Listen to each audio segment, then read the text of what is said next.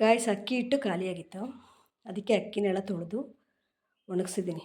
ಇದು ನೆರಳಲ್ಲೇ ಒಣಗಬೇಕಂತೆ. ಅದಕ್ಕೆ ಮೊನ್ನೆ ಸೊಸೈಟಿಯಿಂದ ತಂದಿದ್ವಾ.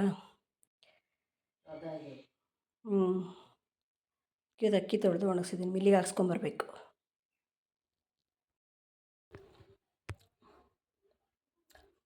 ಗಾಯ್ಸ್ ಇದೇನು ಗೊತ್ತಾ, ಆಳವಿ ಅಂತ ಕರಿತಾ ಇದ್ದೇನೆ. ಅದರಲ್ಲಿ ತುಂಬ ಕಾಲುಗಳು ಸೊಂಟ ಎಲ್ಲ ಪೇಯ್ನ್ ಆಗ್ತಿತ್ತಲ್ಲ, ಅದಕ್ಕೆ ಕುಡಿತಾ ಇದ್ದೀನಿ.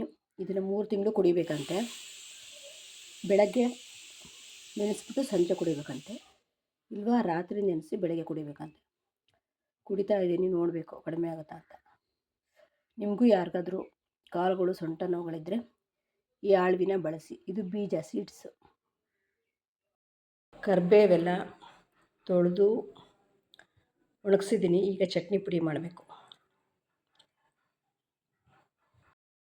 ಏನು ಗೊತ್ತಾ ಗೈಸ್, ಕರ್ಬೇವು ತಿನ್ನೋದ್ರಿಂದ ವೆಯ್ಟ್ ಲಾಸ್ ಆಗುತ್ತೆ, ಕೂದಲಿಗೆ ಒಳ್ಳೆಯದು, ಮತ್ತು ಶುಗರ್ ಇದ್ದರೂ ಕಡಿಮೆ ಆಗುತ್ತೆ,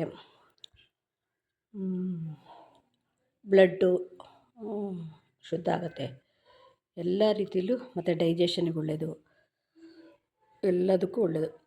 ನಾನು ಅವಾಗವಾಗ ಚಟ್ನಿ ಪುಡಿನ ಮಾಡ್ಕೊತಾ ಇರ್ತೀನಿ.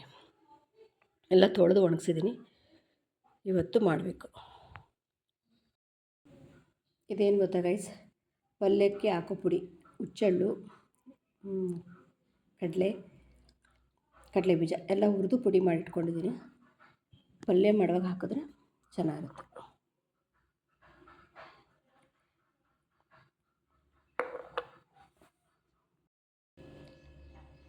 ಗೈಸ್ ತರಕಾರಿ ಸಾರು ಮಾಡಬೇಕು. ಇದು ನುಗ್ಗೆಕಾಯಿ ಬಿಡಿಸ್ಬೇಕು, ಬದನೆಕಾಯಿ,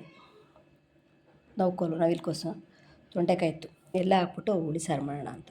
ಈಗೆಲ್ಲ ಕಟ್ ಮಾಡಿ ಸಾಂಬಾರು ಮಾಡಬೇಕು. ಇದು ಇವತ್ತಿನ ದಿನಚರಿ.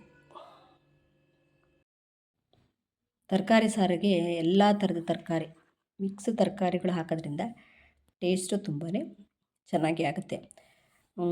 ನನ್ನ ಟಿಪ್ಪನ್ನ ಯಾಕೆ ನಾನು ಮುಖ ತೋರಿಸ್ತಿಲ್ಲ ಅಂದರೆ, ಈಗ ಯಾರು ರೆಡಿಯಾಗಿ ಎಲ್ಲನೂ ಮಾಡಿಕೊಂಡು ಮಾಡಬೇಕಲ್ಲ, ಅದಕ್ಕೆ ಯಾರು ಮಾಡೋದು ಅಂತ ಹೀಗೆ ಹೇಳ್ತಾಯಿದ್ದೀನಿ.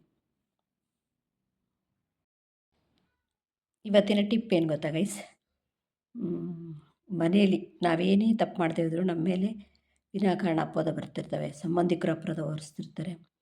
ಎಲ್ಲ ಕಡೆಯಿಂದನೂ ತಪ್ಪು ಮಾಡದೆ ಹೋದರೂ ನಮ್ಮನ್ನು ಬ್ಲೇಮ್ ಮಾಡ್ತಿರ್ತಾರೆ.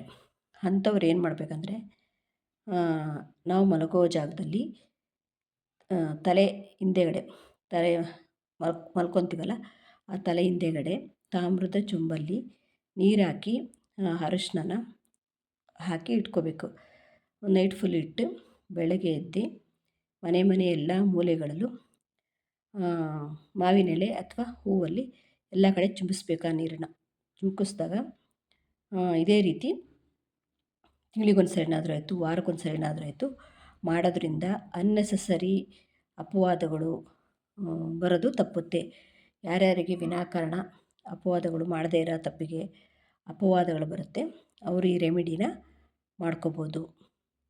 ಮತ್ತು ಇನ್ನೊಂದು, ಉದ್ಯೋಗದಲ್ಲಿ ಯಾವಾಗಲೂ ಕಿರಿಕಿರಿ ಆಗ್ತಿದ್ರೆ ಅಂಥವರು ಏನು ಮಾಡಬೇಕು ಅಂದರೆ, ಶನಿವಾರ 7 ಶನಿವಾರ ವೈಟ್ ಅಕ್ಕಿಲಿ ಅನ್ನ ಮಾಡಿ ಕಾಗೆಗಳಿಗೆ 7 ಶನಿವಾರ ಅನ್ನ ಹಾಕ್ತಾ ಬರೋದ್ರಿಂದ ನಿಮ್ಮ ಉದ್ಯೋಗದಲ್ಲಿ ಕೆಲಸ ಮಾಡೋ ಜಾಗದಲ್ಲಿ ಕಿರಿಕಿರಿ, ತೊಂದರೆ, ತಾಪತ್ರಯಗಳಿದ್ದರೆ ಅದು ಕೂಡ ದೂರ ಆಗುತ್ತೆ. ಯಾರ್ಯಾರಿಗೆ ಸಮಸ್ಯೆ ಇದೆಯೋ ಅವರೆಲ್ಲರೂ ಮಾಡ್ಕೊಳ್ಳಿ.